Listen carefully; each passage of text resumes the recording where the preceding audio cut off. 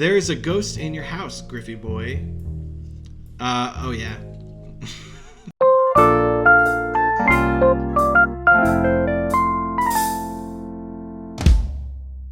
There really is a ghost? That's it? I mean, there has been ghosts in my house. In my current apartment, I don't think there is one. A little too new. A little too new for that. Unless you think ghosts like hang out, and then when a place is demolished, they just kind of wait for it to get rebuilt, and then they're like, "Whoa!" I don't think new matters because I've seen ghosts in newer places. I kind of think that ever since I got a cat, I haven't seen one. You've seen ghosts? Well, I've told you I've seen ghosts, but I haven't experienced anything ghoulish since I got a cat. All I want to... Are we okay with Griffy Boy? I don't give a shit. Fair enough. Wait, did you two ever establish what kind of food is sold at the Goldwynn Dinner Club? Goldwynn Donner. If this were the Goldwynn Donner Club, the food we'd be serving is human meat. A couple of Humburgers. The Richard Donner Goldwynn Dinner Club. We serve video games, obviously. Yeah. Parker, sir, as I has a question for you. Sorry, I'm gonna start over. Parker, sir, I has a question for your boy Mau Mau. Does he have a no killing rule like Batman? Because there are times where he's killing monsters, but there's also a time where he stops Dorbat from killing a monster. So is okay with killing or no killing? That's a fascinating question. I have given it some thought. I think the genuine answer to this is it's a TV Y7 show, so nothing ever gets really killed, quote unquote. That's like the official answer. The unofficial answer is like, no, not really. I think it's more of less of a, Batman doesn't kill because there's this whole psychological thing about if he does, he'd be crossing a line and he'd be no different than who he fights and blah, blah, blah, where Mau Mau is more of a classic adventure, and it's like if somebody tried to stab him until he was dead, like he'd probably fight back against that. I think that's just sort of normal behavior. So short answer, no. Real, super official answer is TVY7. Ain't nobody killing anybody. It's a cartoon. So far, Parker has won 21 times and Grif has won 7 times. And it's going to stay that way because I'm the best at Mario. Because we're not going to play anymore. No. Don't be that way. I am the best at Mario. We're still going with it. Yeah, we haven't decided yet if we're going to like really 100% it. Like we keep discussing whether or not we're just going to stop after we beat Bowser. That's up to the viewers. We'll beat Bowser and then you guys let us know. Woo!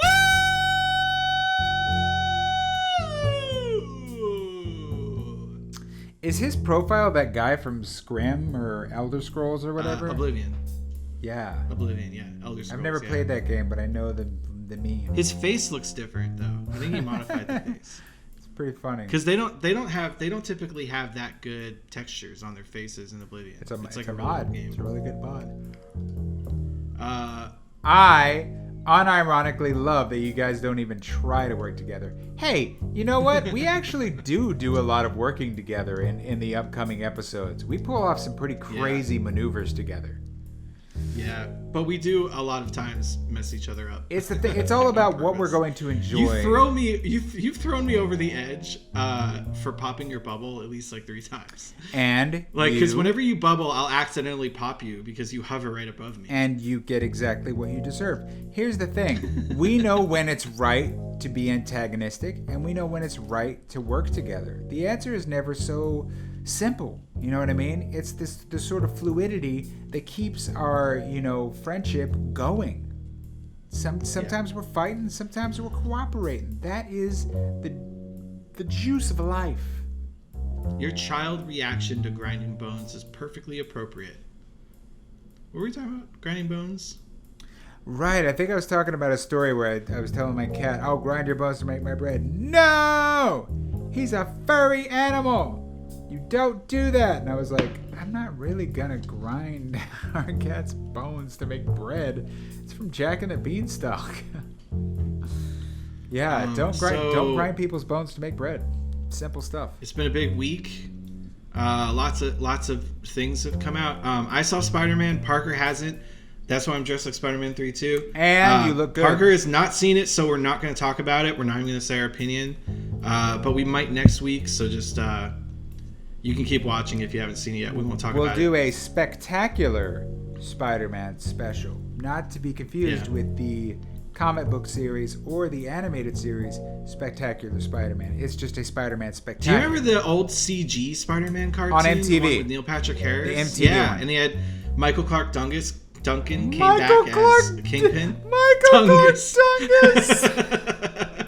Duncan. Michael Clark Duncan came back as Kingpin. Here's the thing. I have not rewatched it, but I remember loving it when it came out.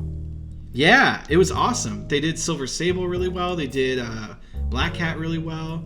And it was like only a couple episodes because it got canceled. Yeah. But I was like really excited. I remember digging it just because I was the right age group when it came out. And I was like, hell yeah, let's see this finally. Let's see, a little bit of a edgy, Spider-Man it was like young adults.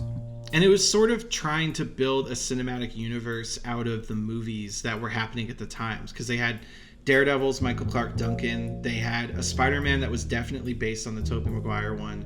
And they, were definitely talking about trying to get other movies. Because there was X-Men was going on at the time too. And Fantastic Four was probably just starting production. And they were we're just going to build a universe. The old cartoon did a lot of the 90s animated series did a lot of they did a whole bunch of crossovers. That cartoon it's so hard for me to watch because in the 90s animated Spider-Man, he's very muscular in a way that Spider-Man has never been. Do you know what I mean? He's very broad. He looks like yeah. I'm not sorry. I know it sounds you weird, heard that he's going to be in Into the Spider-Verse, right? That version? Are you kidding? The 90s I heard they're bringing in all the cartoon versions of him. That would actually make me very happy because as much as I'm complaining about that, I loved that version of the character, and I love his voice. Totally, I love his voice actor who was Greg Brady on the Brady Bunch movies. Which oh really? It was him? Yeah. When you hear his voice being like, "What would Aunt May want me to do?" You're like, "Oh yeah, that is a really groovy dude." That's him. Hey, groovy chick. I'm Johnny Bravo. Yeah. That's Greg Brady from the Brady Bunch movies was also Spider-Man, and I really love that version of the character. Being in college, working at the Daily Bugle, juggling his love life with Felicia Hardy and versus MJ and all this fun stuff. Yeah, Felicia Hardy. The only thing thing not done in any movies. I'm waiting. All I'm saying is though, the one thing I didn't like too much about that old cartoon was how much Alistair Smythe was in it. Get out of here. Go away. Didn't they do Black Cat and Amazing Spider-Man 2 and then cut the scene? No, I think they did. They did MJ and Amazing Spider-Man 2 and cut the scene because it was it was the girl who brushes her teeth with butter and clay. I forget her name. Shailene Woodley. She's like an anti-vaxxer or something. I don't. I got Halo Infinite, and it's I guess actually. Well, the first video series we did was for E3, and that's when they first showed the trailer for it. And that's that was right. They announced a multiplayer. They said Halo Infinite, and you went woo, and then they said free to play, and you go uh-oh. Yeah, I was worried about that because I was like, oh no, are they going to Genshin Impact it, and it's going to be just just a moderately okay playable game that you have to spend a lot of money to make it really really fun. Pay to win. But no, the campaign's not affected by any of the microtransaction stuff that you hear people talking about. There's 0 microtransactions for campaign, and the campaign's really fun. They really stripped it down, and they're like, what are the basic things that everyone needs in a Halo game? Let's only do those, and let's switch it to a more open world format than we usually do. And we'll and it's everything they did was right.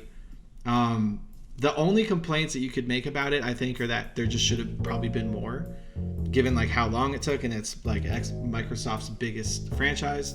But complaining about there not being enough is just not really a good criticism. So I think overall, I would say Halo Infinite is great. I really like it. It's infinitely better than you think. Great. You know, I played some new games. I played Shovel Knight Pocket Dungeon. I'd love to show that off on Goldwynn Dinner Club. That's super fun. Super, super good. Like a weird, puzzly kind of roguelite. Is it a side scroller like the other Shovel Knight? No, it's a weird puzzle combat game. I can't wait to show it off. Like I was able to. It's like a roguelite too, where you do runs, and so each run you get different power ups, and there's like a bunch of different characters, and it's all very, very interesting. Like this is the kind of stuff that like I love about any kind of video game spin-off, where they're really diving deep into, exploring what makes their characters not just interesting to look at or be a fan of, but interesting to play as in different formats. And the Shovel Knight team, Yacht Club Games, they stay winning. Our guy Jake Kaufman, who is our lead composer on Mau Mau, does an excellent soundtrack here. So good. Pick it up. I'll try to showcase it soon. It's really, really good. I finally did like a complete run where I was able to like get the true ending of the game, and it took a lot of practice to get there, but like I really, really enjoyed it. I also started playing Death's Door. I'd love to show that off. It's like a little Zelda style game that's a little tougher. It has kind of that new. Have you noticed that like most indie games lately are like it's really hard, where it doesn't need to be like at all. It could just like Super Meat Boy. It could just have like a checkpoint and it would be fine. Yeah, it's one of those, but it's very cute because you play as a little crow. And it's funny too. As I get older, I demand video games to be really easygoing about checkpoints. I'm like, I don't mind if you make your game incredibly hard, but do not torture me and make me redo the same thing over and over and over. There's a fine when I don't need There's to. a fine balance. Hollow Knight went way too hard with it. I despise Hollow Knight, and this is coming from someone who completed it. So while I appreciate the game, I utterly despise it. And if I ever see Team Cherry, it's on site. Do not tell me you're a developer from Team Cherry, because you will be catching some hands from me for what you made me go through. This game, what? I'm telling you, catching some hands. They catch these hands. Yeah, that's because I will be throwing. Like you're gonna slap them? I'm gonna be throwing fists at them, and they better be really good at catching them with their own hands, or they're going to get hit in the face. Because that's where I'll be aiming. Oh no! That's got to be such a hard punch to take. All anemic from 2 years of pandemic. How dare you make me play a hard game? Mia, get ready for this gamer punch. Anyway, it is a great game, but like Death's Door, I've been having a lot of fun with. It does strike a good balance, and like, yeah, you get a little bit punished, but you're never too far away from what passes as a checkpoint in this game. And then I've been playing a lot of Monster Rancher. I've been steaming that, raising monsters together. I think you and I should go through some CDs, raise a monster of our own on Goldwynn Dinner Club. I don't have any CDs. It has a CD database, dude. You just Google. Oh, okay. You just come up with a song you would like to hear, put it through the database, and see if you could generate a monster. And a lot of times it comes out like, I don't know, a big yellow block. Sometimes it's a weird rainbow worm. Sometimes it's a dragon. Like, you never know what you're gonna get. That's the beauty of Monster Rancher. So yeah, a lot of fun games. Is Monster Rancher related to Monster Hunter? Nope. Okay. There you go. Yeah. I feel like there was one other thing. Oh yeah, Hawkeye was good. Dug it. Digging it. Still going. I guess I don't want to do spoilers for that either, because maybe someone hasn't watched it yet. But yeah, there'd be a pretty king-sized spoiler, and I don't want to pin you down on revealing anything. But Mephisto, you should watch it.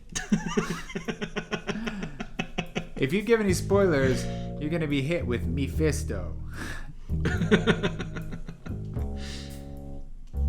I just really want one of these Disney Plus Marvel shows to just have one of the like Avengers just walk by. Like, they don't need to have a whole scene or anything. Like Conan in that episode of The Office where Michael Scott exactly just walking past. I wanted Kate Bishop to be walking down the street and she bumps into Hawkeye, and she just doesn't care about him, and she just keeps going, and it just makes him sad. And that's the only scene with him. Like, that's you've got a Marvel Cinematic Universe. Use it. I want to see them all moving between each other's shows and movies, milling constantly. about like Pikmin, just wandering around, getting lost. Well, like, what's Ant-Man doing? Like, he's not a superhero in the sense that he's like, checking police scanners and waiting for someone to save. Like, he's an opportunity superhero who will just show up when someone recruits him. So it's not like he's like, busy. There's this like meme that like Paul Rudd is ageless. Wow, he hasn't aged a day. He's over 50 and he doesn't look old at all. And I think he was the guy who was like, yeah, whenever somebody tells me I haven't aged, all I say is, look closer. And I'm like, he's right. Like, there's a promo on SNL and it's like, people are like, he's so young. And I'm like, full screen it. You'll see. Like, he's aging, man. Like, you can't fight that. He looks good. It's not unfair to say, wow, you look really good for your age. But when people are like, you don't look a day over 20, I'm like, yes, he does. He definitely does. You don't look 50. Nah, he looks 50. Looks like a really good 50. All I'm saying is, stop it. You're giving Paul Rudd a complex. He won Sexiest Man Alive and it ruined his life. Give it to Grif. He deserves it. He needs a boost. Grif needs that. You make Paul Rudd feel bad. Yeah. Everybody leave a comment about how beautiful I look today in my spider costume that I made. Mm-hmm. It says 3-2 on it because Spider-Man 3-2 came out. And still don't get it. It's a movie about Spider-Man and his struggles, his tribulations. You know what I'm saying? Like, with great power comes great responsibility. He web swings. Hey, I got a Spider-Man joke for you. You ever hear this joke? I got a joke. Tell me if you. I have, yeah. But okay, if you have, then tell me the punchline. Why is Spider-Man so good at telling jokes? I don't know. I'm gonna rephrase it because actually I think that's the original. What? That's the original premise. That's not how you tell a joke. You tricked me. I'm gonna rephrase it just because I think I told the premise right, but actually, or the setup right. I think this setup is better. It's why is Spider-Man so good at comebacks? It's gonna be an offensive joke. No. Spider-Man is so good at comebacks because with great power comes great responsibility. Oh. There you go. Thank you. Well you know you really landed a joke when the reaction isn't it's oh. I would love to go see a stand-up show and everyone in the audience goes, It's just puns. Puns don't work on me. I think puns are silly and fun, but they're not like laughable funny. Yeah. We really need to animate me turning and punching you. So I could just decide that I do that randomly in the middle of At the Bar. We need to start animating some fight cycles. It would really hurt if you punched me, so I'm not going to animate it. And then whenever I go on like a record, we know what to do. And don't animate me crapping my pants because that's just right out. No, I mean, I just had all of the nuts just come out into the bowl.